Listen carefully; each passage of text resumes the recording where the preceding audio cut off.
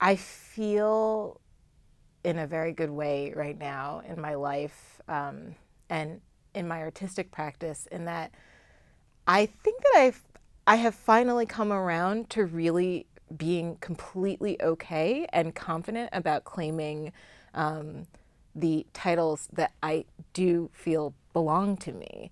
And that was very hard, specifically in, you know, conservatory life, in professional classical musician life.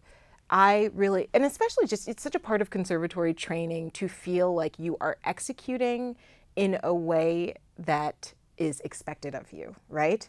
And to do that excellently is such a core part of our training, right? Not to give the wildly insane interpretation of Bach, but to perform Bach in the way that you are expected to the highest degree of excellence possible for you as a performer. That's what we're all aiming for, right? And it's unattainable because it's never perfect, but that's something we're all chasing, and that's something that's sort of like deeply ingrained in us, I think, from the start. So, you know, it's funny because I think when I first arrived at Juilliard, I knew very clearly in my mind that I did not want to be an orchestral musician. For a flutist at a conservatory, that's a conundrum, right? You don't see a ton now, you know, like my flute teacher, Carol Winsens at Juilliard, was definitely a soloist, a chamber musician. You could see her soloing with orchestra. That was like not an unusual thing. But, you know, now you're looking at programming. How often do you see a flute concerto programmed by an orchestra? Never. How often do you see, you know, there's very few like world flute soloists. There's a handful of them. There's not a ton of them. But there's not a high demand for that. There's, you know, our place to shine, and a lot of our very best rep is in that orchestra, you know, sitting in that seat, which is like a glorious spot right in the middle of the orchestra. And here I was arriving on the doorstep of Juilliard at beginning my undergraduate training, and they're like, fantastic, let's start with orchestral excerpts. And I was like, okay, I'm happy to play these. Also, I don't want this job, so I just am curious about what I'm supposed to do otherwise. And, you know, you sort of run it, like I spent so much of my undergraduate degree sort of being like, oh, no one really knows the answer to that question. Everyone sort of gets this wide-eyed look when I ask them that question. And so I'm here, you know, this is the school I wanted to be at. This school means so much to me. It's so much my musical home. In many ways, I was born in this school, you know, musically. And so I guess I'll figure something out. So then you try to say like, okay, well, I have an interest in writing music, but I'm a flute major, so is it possible for me to take composition lessons? Is that even possible? But the crossover, like you said, there's a wall between what's possible. If you're a composer, you're expected to you know, study an instrument.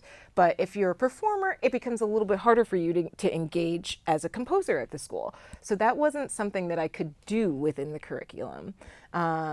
If you are, you know, because you would have to formally audition to do that. And up to that point, you know, it had never even occurred to me to call myself a composer, even though I was experimenting with writing music. I had a deep interest in exploring different styles. I was, again, doing a lot of songwriting with my grandmother. But unless I could formally present someone with a score of mine, I just wasn't going to be studying composition at that school, at that level. It just was not a thing that was going to be happening. Not to mention the fact that the people who claimed that title of composer did not look like me, did not live like me, did not write music like I was, that was coming into my brain. And so I was very apprehensive for a very long time, even though it was precisely what I was doing. Even at the start of Flutronics, you know, I wasn't really okay with calling myself a composer. For a very long time, you would see Nathalie Joachim, flutist, and that's it. Same thing with being a vocalist. You see the beginnings of that, of me hesitantly, you know, singing on the first Flutronics record, which I was very, very reluctant to do, because even though, you know, using my voice as a compositional tool, using my voice in other musical settings where I felt much more relaxed and not sort of under the classical eye, I was doing that every day. I just sort of had this alternate persona that I didn't talk about in my classical music settings, that I just didn't tell people about, because I felt uncomfortable, because I wasn't studying, classical vocal music. I also wasn't, I think anybody sees a black female vocalist who's not a classical musician, and they're like, oh, you must sing R&B. Oh, you must be a soul singer, which was also not my tradition, not my practice. And so I felt really uncomfortable claiming that. And it took a very long time for me to feel comfortable to say, you know what?